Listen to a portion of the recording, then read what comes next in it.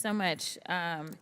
You know what? This hearing is actually the best example of what waste, fraud, and abuse looks like, because the only reason we're having this hearing is because somebody got their feelings hurt in a debate.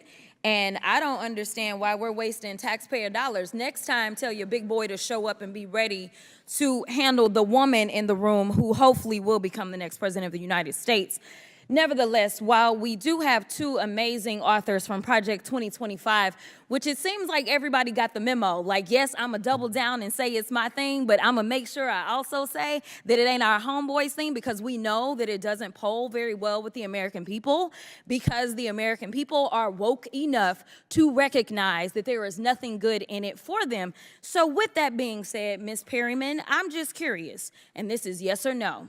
Is Trump's name ever mentioned in Project 2025? Yes or no? Just yes or no. I got you. I got you. Within the document itself, yes. There are a number of references to the former administration. So is Trump's name mentioned just one time? I believe it's mentioned more. Okay. 5 times. I haven't counted. Oh, okay. Well, if I told you that his name is mentioned approximately 312 times, would you have any reason to dispute that? I don't have any reason. Okay, thank you very much. So it's interesting that we want to try to pretend. We're not going to pretend in here. We're going to work with facts and not fiction. So I also want to talk about inflation really quickly with you, Ms. Perryman, because we've talked about it a lot. I'm just curious to know, is the inflation that we just struggled through, was that global or was that limited to the United States? Global. Global. Seemingly, it was attached to this thing called the global pandemic. Is that correct? That is my understanding. Oh, okay. So it wasn't just the United States. No. Okay, so it wasn't just a matter of the Biden-Harris administration and the United States is struggling, right? I think the United States actually fared better than the rest of the world. Oh, yeah. In fact, we are. Correct? I think so, yeah. All right, but inflation still hurts, and so that's why we have a candidate that has an actual plan instead of concepts of a plan. Or as I like to say, Trump only has offered concepts of constitutionality mixed with coordinations of a coup. But nevertheless, we're going to move on. I want to talk about the internet really quickly, because we wanted to talk about the internet. Actually, let me talk about the border real fast, and then we can talk about Texas in this way. I'd ask for unanimous consent to emit this article from The Hill that says, Trump says, blame it on me if border bill fails. Without objection, so ordered. Thank you so much. Now I'm going to move on to the internet, and I'm actually going to talk about Texas, because I believe that the testimony has been somewhere around the fact that no money has actually been disputed as it relates to rural broadband. I'd also ask for unanimous consent to admit this article from the USDA.gov. USDA officials attend groundbreaking to expand high-speed internet access in rural Texas, dated March 7th, 2024, Italy, Texas. Without objection, so ordered. Thank you so much. With respect, that was not the testimony. Oh, I thought you said no dollars had been spent.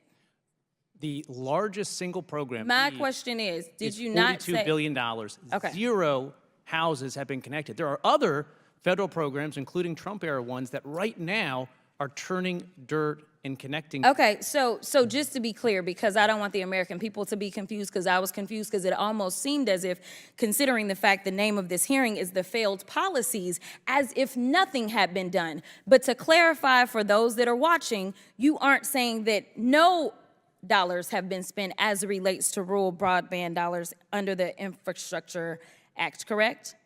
To be clear, for the signature effort, $42 yes billion. Yes or no? Have any dollars been spent? Not a $1. single person has been connected. There's that's not my question, though. My question was, have any issues. Senator Ted Cruz from okay, Texas I'm going to move on. I'm going to move on. I'm reclaiming my time at this point. Many of these bills, I'm reclaiming my time, which means, Chairman, I'm going to per location. Stop my time, because the witness is not. Are you asking him a question, or are you? No, I'm not asking him a question. I reclaim my time. All right. Chair recognizes Ms. Crockett. Okay, now I was at 41, y'all, so go back up. We'll give you 9 more seconds. Okay, thank you so much. Here's the deal. You've testified a lot about the problem with the broadband rollout being diversity, equity, and inclusion. You said DEI, I don't know how many times, which is one of the issues that Project 2025 takes issue with.